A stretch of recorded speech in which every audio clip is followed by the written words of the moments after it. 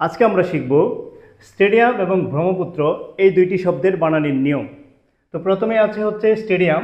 Stadium হচ্ছে একটি বিদেশি শব্দ অর্থাৎ ইংরেজি শব্দ। তো ইংরেজি শব্দ বাংলাতে লেখার কিছু নিয়ম আছে। এই নিয়মগুলো জানার আগে আমরা একটা প্রশ্নের উত্তর দিই।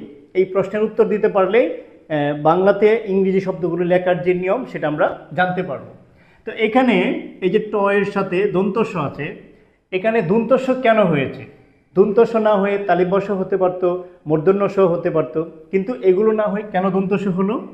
তো এটার একটি নিয়ম হলো বিদেশি শব্দে অর্থাৎ ইংরেজির যেই শব্দগুলো আছে এই শব্দগুলো বাংলাতে লিখতে গেলে কখনোই মূর্ধন্য ষ হবে না। বিষয়টি স্পষ্ট হয়ে গেল যে এখানে হয়তো তালিবস্য হবে নয়তো দন্তস্ব হবে। এখন তালিবস্য না হয়ে কেন দন্তস্ব হলো এই প্রশ্নের উত্তরটি জানার জন্য আমরা জেনে নিব যে ইংরেজি বিদেশি শব্দে যদি এস থাকে তাহলে বাংলাতে লিখতে গেলে আমরা লিখব দন্তস্ব, আর যদি এস এইচ থাকে তাহলে আমরা লিখব হচ্ছে তালব্যস্য। তাহলে এখন আমরা এই শব্দটিতে যাই। স্টেডিয়াম লিখতে গেলে আমরা প্রথমে এস এবং এরপরে হচ্ছে টি। এস এর পরে টি আছে, এস এর পরে এইচ নেই। তাহলে বিষয়টি স্পষ্ট হয়ে গেল, শুধু এস আছে তার মানে দন্তস্ব হবে, আর এইচ নাই তার মানে তালিবস্য হবে না। তার মানে এই বানানটি হচ্ছে কি সঠিক একটি বানান। যদি আমরা জানি এটি সঠিক, কিন্তু কেন সঠিক হলো এখন আমরা জেনে নিলাম। এই শব্দটি হলো ব্রহ্মপুত্র। এই ব্রহ্মপুত্র শব্দটি আমরা এখানে জানি বন নিচে রফলা, কিন্তু এই যুক্তাক্ষরটি নিয়ে হচ্ছে আমাদের যত ঝামেলা। তো এই যুক্তাক্ষরটি যদি আমরা ভাঙি, শব্দটা হচ্ছে এইরকম। এই যুক্তাক্ষরটাকে যদি আমরা ভাঙি তাহলে এখানে আছে হ যুগ ম, ভ্রম।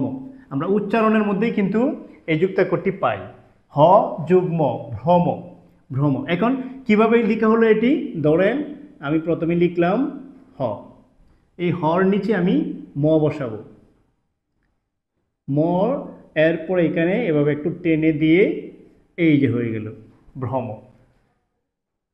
এই বানানটি হচ্ছে এখানে হ যোগ ম দিয়ে।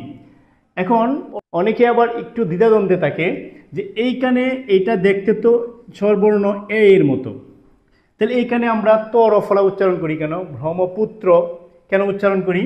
তো এটার একটা নিয়ম হচ্ছে, এখানে হচ্ছে ত যুগ রফলা, ত যুগ রফলা, ত যুগ রফলা। কিন্তু লেখার ক্ষেত্রে আমরা এইভাবে লিখি। এখন এটার পার্থক্যটা আমরা কিভাবে বুঝবো? পার্থক্যটা বোঝার জন্য আমাদের যেটা করতে হবে সেটা হলো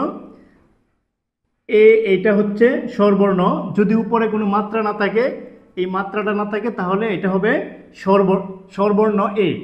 আর যদি ত এটা লিখে উপরে মাত্রা দিয়ে দেই তাহলে হবে ত এ রফলা। আশা করি এই দুইটি শব্দের বানান আপনারা বুঝতে পেরেছেন। ধন্যবাদ সবাইকে।